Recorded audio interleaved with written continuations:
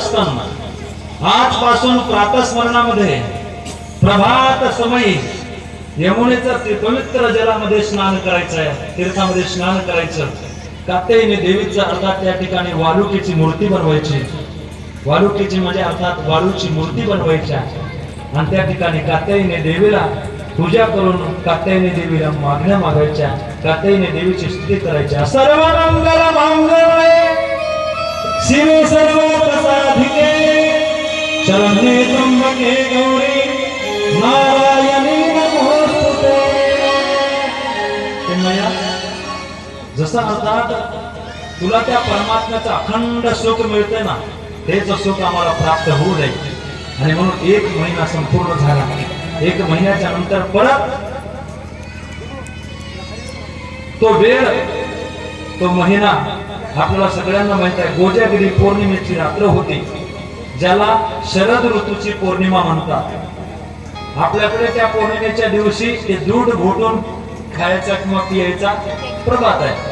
त्याच दिवशी कोजागिरी पौर्णिमेच्या दिवशी खऱ्या अर्थाने जगाच्या मालकानं परत बासरी वाजवली. तो नाद गवळणीच्या कानावर पडला. रात्री 12 वाजता परमात्म्याने मुरली वाजवली. सगळ्या गवळणी अर्थात परमात्म्याकडे येतात. परमात्म्याने पाहिलं, परमात्मा एक परीक्षा घेतात गोपींची. गोपीनो, रात्री 12 वाजता घरदार सोडून आणि एका परपुरुषासोबत अर्थात गावाच्या बाहेर आणि एकांतामध्ये तुम्ही आल्यात. तुम्हाला घरचा अर्थात भीती नाही, घरी तुमचे मालक नाही, घरी तुमचे लेकर नाही, तुम्हाला कशाची भीती वाटत नाही? गोपींना प्रश्न केला. परमात्म्याने परीक्षा पाहिली.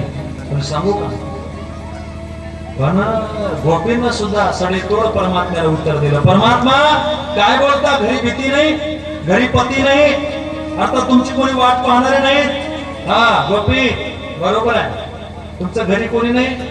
अगं ज्या वेळेला तुमचे मालक सकाळी उठतील त्यावेळेला तुम्ही जर शेजारी झोपलेला नाही दिसला तर मालक रागवतील. कुठं गेली म्हणून अर्थात तुमचा संसार बुडेल. रात्री 12 वाजता रात्री अर्थात कुठे गेली होती म्हणून तुमचा संसार उद्ध्वस्त होईल. गोपींनो, जा घराकडे. एवढंच नाही, गोपीने तुमचे लहान लहान लेकरं ज्या वेळेला अर्थात सकाळी उठतील त्यावेळेला तुम्ही जर नाही दिसला तर त्या विलाप करतील, तुमचे लेकरं रडतील. जा घराकडे. त्याच आवेशामध्ये त्या ठिकाणी महाराज गोपींना सांगितलं, देवा कोणाला भीती दाखवतो आणि कोणाला अर्थात पतीची भीती दाखवतो, कोणाला लेकराची अर्थात त्या ठिकाणी लालूच दाखवतो. देवा सांग ना. एक अर्थात राधा नावाची गवळण त्याच आवेशामध्ये परमात्म्याला सांगते, परमात्मा आमचा एक प्रश्न आहे तुझ्याकडे देवा. आम्हाला सांगतो ना अर्थात तुम्हाला पती नाहीत का, पतीची भीती नाही का देवा? पण देवा आम्ही प्रश्न विचारतो, त्या प्रश्नाचं उत्तर द्या. देवा असा एक अर्थात सुंदर पती पत्नीचा जोड आहे. पती हे काही कामाच्या निमित्तानं, व्यापाराच्या निमित्तानं, व्यवहाराच्या निमित्तानं 4-2 दिवस अर्थात बाहेर गावला गेले. पण देवा ती जी पत्नी होती ती पतिव्रता होती. तिचा नियम होता, जोपर्यंत मालक जेवत नाही तोपर्यंत अर्थात त्या ठिकाणी ती अन्नाचा घास सुद्धा खात नव्हती. देवा कामाच्या निमित्तानं मालक बाहेर गेले म्हणून आता काय करावं तिनं? देवा सांगा ना देवा. तिनं अर्थात आता अखंड 2-4 दिवस पती वापस येईपर्यंत अर्थात त्या ठिकाणी भोजन करावं की न करावं? करावं. पण देवा पतीला अर्थात नियम आहे तिचा, पतीनं जेवल्याशिवाय जेवायचं नाही. म्हणून त्याच पतिव्रता धर्म सांभाळण्याकरता देवा तिच्या मालकाचा फोटो एका अर्थात त्या ठिकाणी पाटावर ठेवला. दररोज तीच पतिव्रता 2 ताटं मांडायची. देवा 2 ताटं मांडायची. एक ताट पतीच्या समोर ठेवायची आणि दुसऱ्या ताट आपलं घ्यायचं आणि त्याच ताटामध्ये आता जेवण करायचं. पतीला सांगायचे मालक जेवा.